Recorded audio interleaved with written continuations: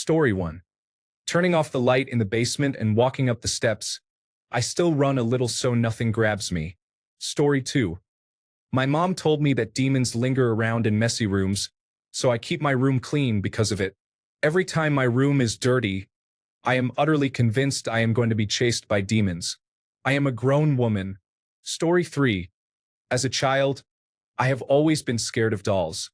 Any type of doll frightens me. There is always something unsettling about them. Behind their cheerful and playful faces, I sense something dark. I have a sister who loves dolls. Walking into her room is a nightmare. I have always felt like they are staring at me. Even now, at 20 years old, I still feel uneasy about entering her room. She even uses her dolls to manipulate me. Story 4. Seeing dark figures in my room at night, even though I know my coat hanger or computer chair is there. Story 5. I am very scared of darkness. When I get up at night to go to the restroom, I have to trick my mind into thinking about funny things while almost running from my room to the restroom and back. Story 6. Gremlins under the bed. I know they are fictional characters from a movie, but my mind still has doubts 40 years later. Story 7. Fear of dogs started when I saw my best friend get mauled by a Rottweiler when I was 4. I am still terrified of large dogs or dangerous breeds. It took a long time to even feel comfortable around the most gentle breeds. Story 8. I spent my entire childhood scared of bees and wasps because I had never been stung and was afraid I might be allergic. I got stung in 10th grade at band camp, but thankfully I am not allergic. However, I am still terrified of them. Story 9. I lived in Central Florida for a while as a child. I once had a snake come out of the toilet. Even at 36 years old, when I sit on a toilet, I often check between my legs more than once. Story 10. As a child, I was really unsettled by plants in lakes and ponds, nor did I like deep or murky water. As an adult, I still feel uneasy about plants in lakes and ponds, and I do not like deep or murky water. Story 11. Someone is hiding inside my sauna. I can't stare through the glass door for too long, or my mind will start playing tricks on me. When I was younger, I couldn't even walk past it. Story 12. I didn't like dentists as a child. When I was in grade school, I was getting a cavity fixed, and a tool they used to hold the tooth in place popped off and went down my throat. I had to go to the hospital to have it removed, and I was on a soft food diet for a while. That experience still sticks with me to this day. Story 13. The darkness brings a fear of someone breaking in and trying to harm me. It doesn't just linger. I experience debilitating anxiety. I have worked hard to combat this fear and have made tremendous progress, but it's still always there. Story 14. Sleeping with my ears exposed. As a kid, I thought bugs would crawl into my ears, and now I genuinely can't sleep if my ears aren't covered. Story 15. For me, it's any body of water that naturally occurs or is inexplicably deep. I have never had any close calls, but I was advised to wear a life jacket in the river, regardless of the situation. Story 16. Open windows. My uncles used to scare me by jumping up, standing at the window in a mask, and banging on it. It's hard for me now to open my curtains. I will prop my door open on nice days, but I will not leave a window open for someone to look inside. Story 17. I think most people can relate to a degree, but not to clowns. I still find them creepy just as I did in the late 1970s and 1980s. I would cry when I was 3 to 5 years old around them because it seems strange that they have covered up their true faces. It still does. Story 18. Tornadoes. As a child, I had severe storm anxiety. My older siblings would tease me about it. Whenever we had to go into our crawl space, my parents brought a bucket. I would panic during the monthly tornado siren tests. It was overwhelming. I no longer feel nauseous, but when the skies turn pitch black, my anxiety skyrockets. Having weather alerts on my phone definitely helps now. Story 19. Chow Chows, Dobermans, and Rottweilers. In the 1980s and 1990s, those were the dogs you feared. I still feel a little twitchy around them. Story 20. I was attacked by an off-leash pit bull when I was 3 years old. It severely injured my face, so I had to undergo reconstructive surgery. I have been afraid of dogs ever since. Story 21. I sleep with several night lights on. I have a collection of them and change them out occasionally. Story 22. The idea that we are born with one instinct, to survive. However, we are born into a world where the only guarantee is that nobody will survive. This contradiction has troubled me since I was a teenager. Story 23. Swallowing gum. I'm almost a qualified nurse. I know it's not going to harm me and that it's okay to swallow it if I can't find a bin or a piece of tissue, but I just can't bring myself to do it. Story 24. Drowning in the bath with a thump to the head is one of those smile-inducing fears. Could happen and it didn't, but maybe next time. Old fears are the best, especially when I see my eyes in mirrors at night. I really don't like that, which is why I have no mirrors. Story 25. Someone is crawling into my window. I still can't place the bed in front of the window. I don't know why I have this fear, but I do. Story 26. Getting up in the middle of the night to use the bathroom and finding someone or something in one of the dark rooms is unnerving. Occasionally, after a bad dream, I still find myself making a quick move to get back to bed. Story 27. Tiny reptiles. For whatever reason, I was terrified of skinks and lizards growing up. Now, even though I can concede that they are kind of cute, and even though my youngest granddaughter actively chases and tries to catch them, I still have a momentary shudder when I see one. Maybe it's because they look rather prehistoric and they are so fast when they want to be. Story 28. When I was very young, I had a babysitter who always told her child that if he didn't behave, the police would come and take him away. Since then, I have a mini panic attack if I see a police officer unexpectedly or get pulled over. I believe this has helped me avoid tickets or reduce their severity. Or perhaps it is because I am a white male. Story 29. There is a potential risk of falling downstairs. I experienced this when I was 3 or 4 years old, and I dislike going downstairs. I no longer live in the same apartment, but there was a shooting near my previous residence. I have a clear description of the incident. Out of fear, I would secure my curtains by rolling and clipping them in the middle to prevent anyone from seeing inside. Although I understand rationally that he would not be able to locate or recognize me now, I still prefer not to disclose my current address to anyone. Story 30. Getting broken into or kidnapped is a concern for me. For this reason, whenever I'm home alone, I sleep with a large kitchen knife under my bed that is within reach. Not even my husband knows that I do this. Recently, my son and I stayed at my in-laws' holiday cottage. Following standard procedure, I looked for the largest knife in the kitchen and brought it into the bedroom to keep it within reach. We stayed just one night and left the next morning. I forgot to return the knife to the kitchen. It was an interesting call my in-laws received after the cleaner visited. Story 31. Giant oversized novelty pencils and pens, the size you can still somewhat write with, but it's awkward. Thank you, night terrors. Story 32. The moon will come too close to the Earth, and gravity will take over.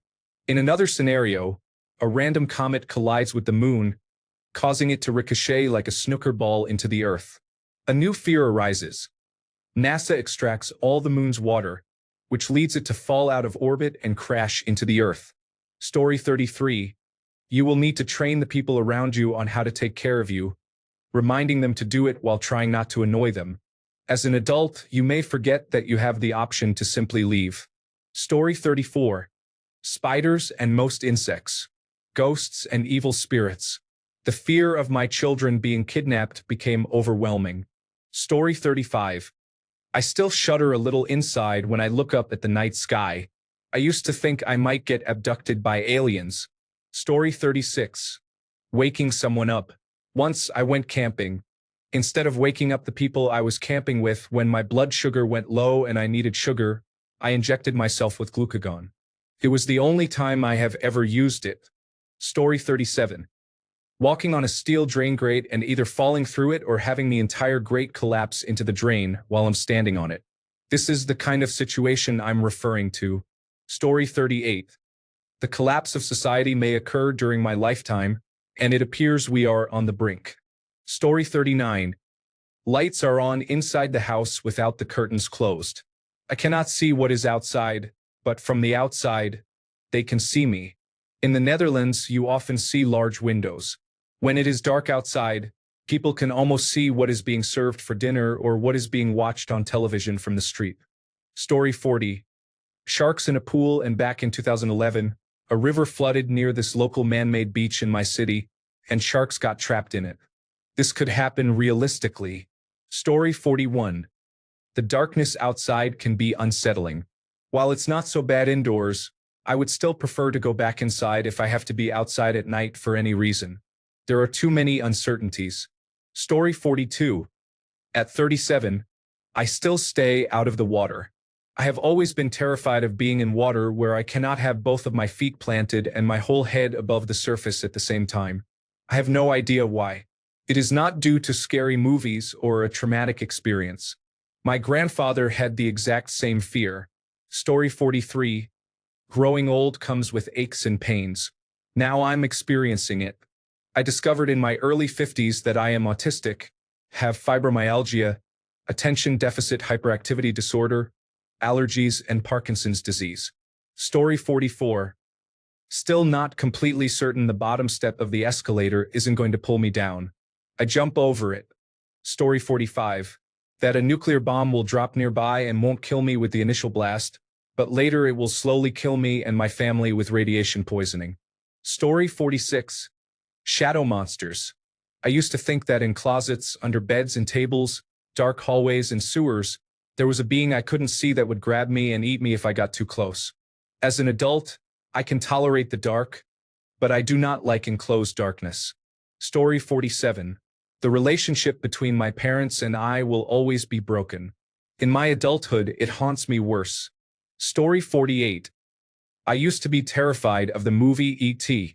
As a child, I had recurring nightmares for years where the little alien creature would appear on my windowsill and slowly reach for me with those long fingers. To this day, even though I recognize the film as a great piece of cinema, the sight of E.T. triggers a deep-seated unease in me. Story 49. Hypodermic needles. As a child, I was afraid they would break off inside me. As an adult, when I see a close-up on television of someone receiving an injection or using drugs, I curl up in a little ball and cringe. Story 50. Popping open a can of biscuits.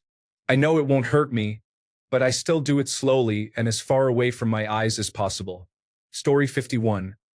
At night, I imagine there is someone standing outside my living room windows just staring in, even if the curtains are closed. I also imagine someone standing outside my closed bedroom door with a knife while I'm sleeping, just standing, staring, and waiting until it's time. Story 52. Big letters. I used to be scared of certain bold fonts, scary writing on walls, and things like books where you turn the page and it's all filled with one word or phrase, or billboards that had very stark short messages with high contrast. As best as I can figure, my family just didn't raise their voices much, and I felt like the letters were yelling.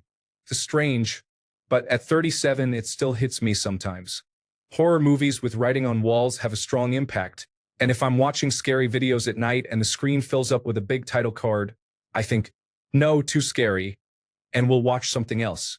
Also, thinking about stir of echoes, the wrong voice coming from someone's body still freaks me out a little. I disliked the advertisement campaign where someone would just start talking with the spokesperson's voice. Story 53. Whenever I am pumping air into a bicycle wheel or a ball, the bike will pop when I was pumping, leaving me deaf in my left ear for about an hour. Story 54. Losing the closest people in your life is difficult. The reality is that one day certain family members or friends may no longer be around due to various reasons.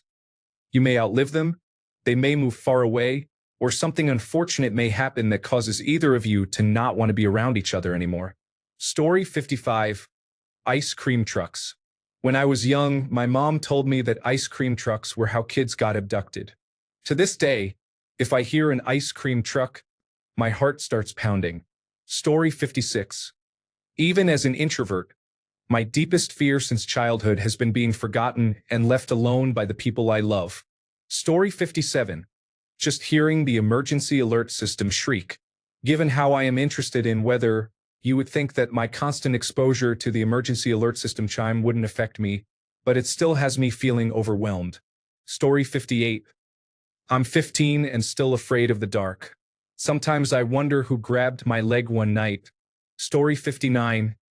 Potentially being reprimanded by someone.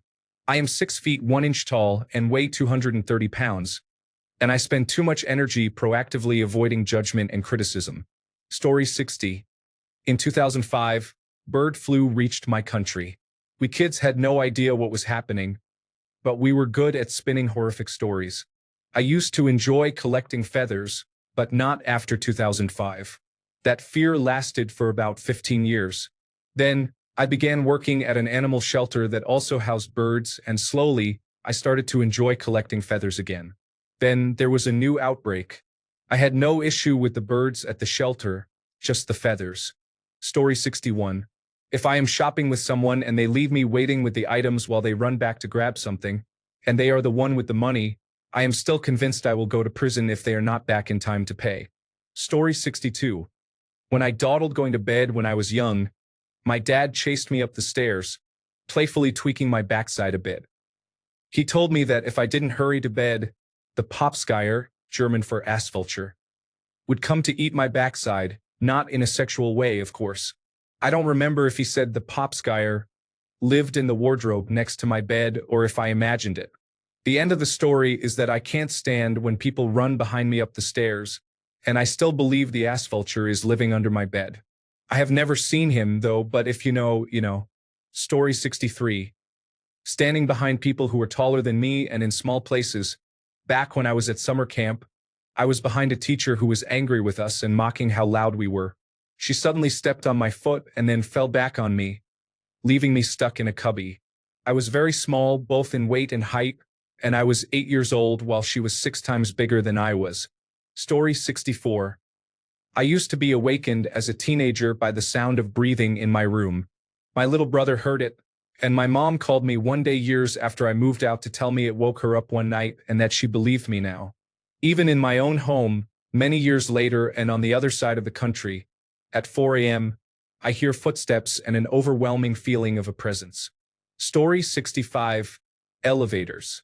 I didn't use them willingly until I was a teenager, and even now at 32, I still get nervous every time I use them. If it's an old, wobbly elevator, it's even worse. I hate them. I would much rather take the stairs, even if it means climbing many floors. Story 66. Hearing noises whenever you are home alone or the refrigerator that vibrates when power returns. Story 67. My family and I were in an elevator when it dropped. Fortunately, no one was hurt, but I dislike elevators and will only ride in them if my fiancé is with me. Otherwise, I would gladly walk 15 flights of stairs. Never again. Story 68. When the water runs down the drain in the bathtub, it will swallow me up if I don't get out quickly enough.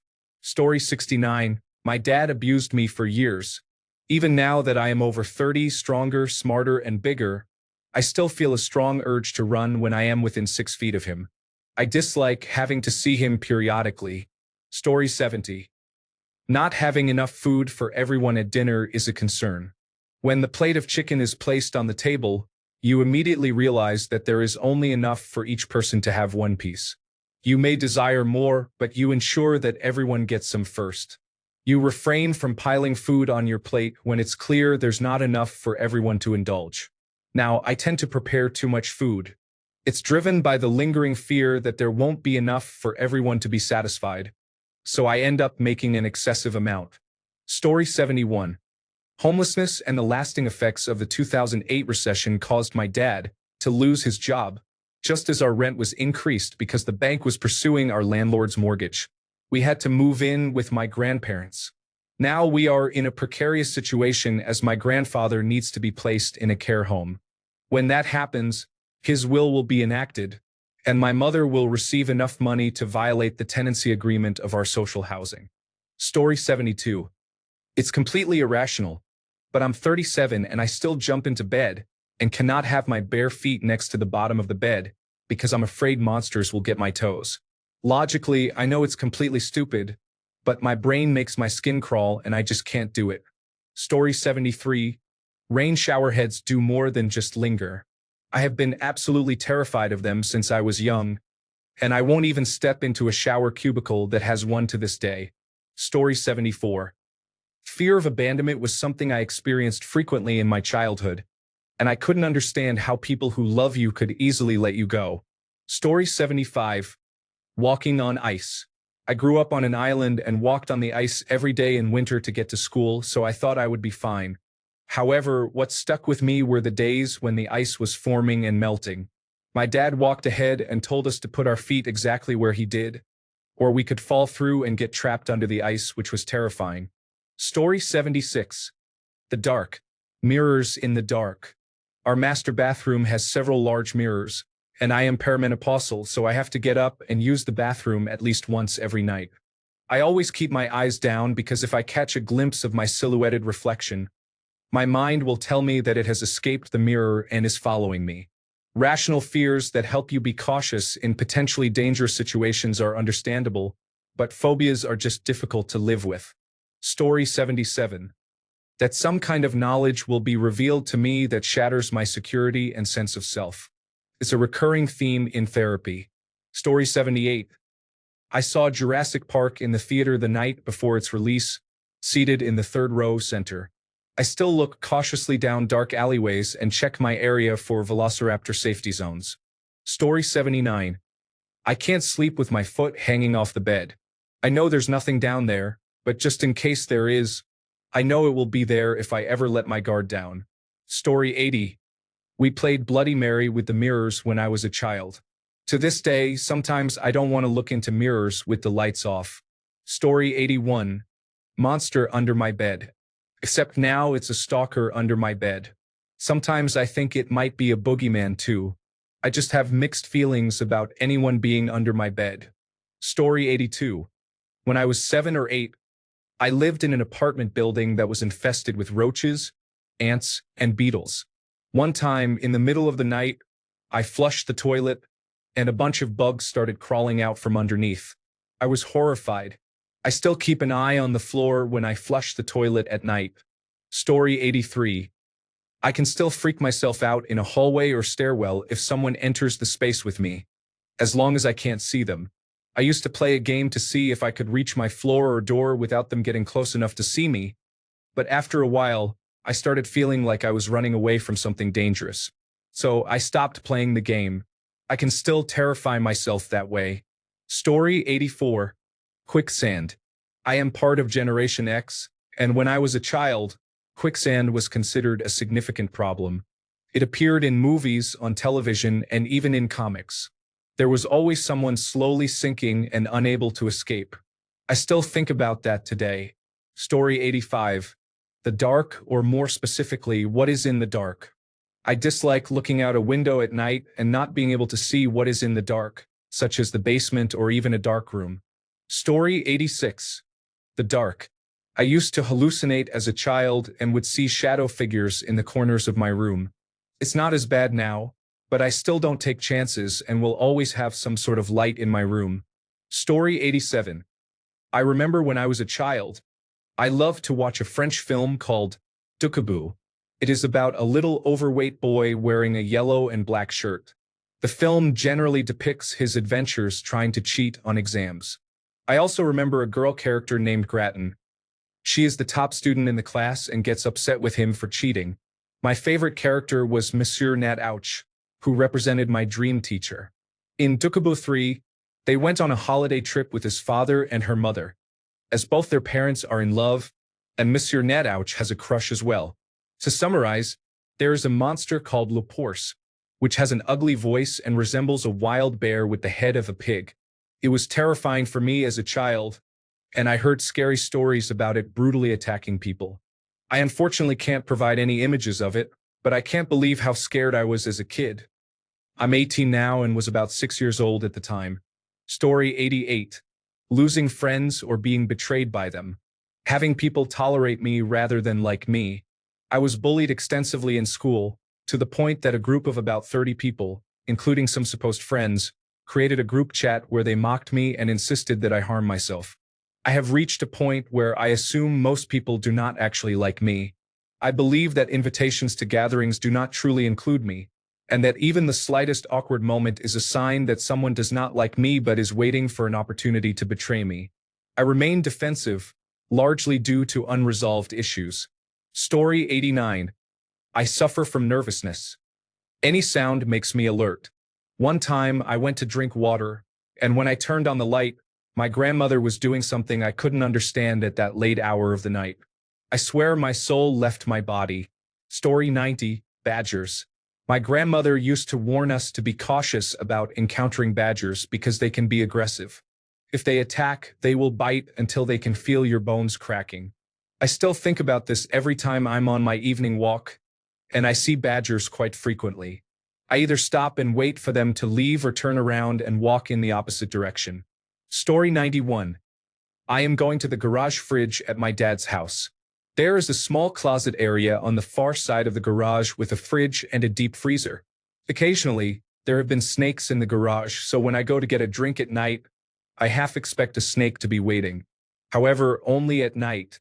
During the day, when the garage is open and the likelihood of snakes entering is highest, it is not a concern for some reason. Story 92. An overflowing toilet causes me to panic when the water keeps rising. I have no idea why, but it has always been a strange fear of mine. Story 93. There is something significant and frightening swimming in the pool with us, just waiting for its moment to pull us under. Story 94. Fear of being punished for doing something wrong or bad. I was often punished in school, so I worry that if I upset someone, I will be disciplined. Story 95. I was sexually abused as a child. I don't carry the fear of being assaulted or abused, but I have always been highly protective of my own children to prevent it from happening to them. We never had babysitters or sleepovers unless they were at our house. Story 96. That a partially disrobed Ronald McDonald will burst his way out of my bedroom closet at any moment. I don't know that he's in there, but I also don't know that he isn't. Story 97. Dying horribly after being bitten by a spider. It turns out most spider bites only cause intense pain, nausea, vomiting, and localized tissue death. I am still a quivering arachnophobe, but at least I won't pass out if I get bitten. Story 98. When I was 5, I walked in on my cousin watching one of the Chucky movies during a particularly gory scene. At 32, I still have nightmares about that red-haired little character. Story 99. My mother's ex-husband is serving a life sentence without the possibility of parole. He committed murder and numerous other crimes. I am 42 years old now, and I still have this fear in my heart that he might somehow get out and hurt my family. Story 100. If a drawer or cupboard is slightly open, I can't sleep. I believe it is a fear of a monster hiding that has turned into an obsessive-compulsive disorder trait. Story 101. Tomatoes. I will explain it better. When I was a child, I was forced to eat them by my teacher. Since then, every time I see them, I have that bad memory. Thanks a bunch for sticking around till the end of the video. Remember to subscribe, and until next time, stay awesome and goodbye.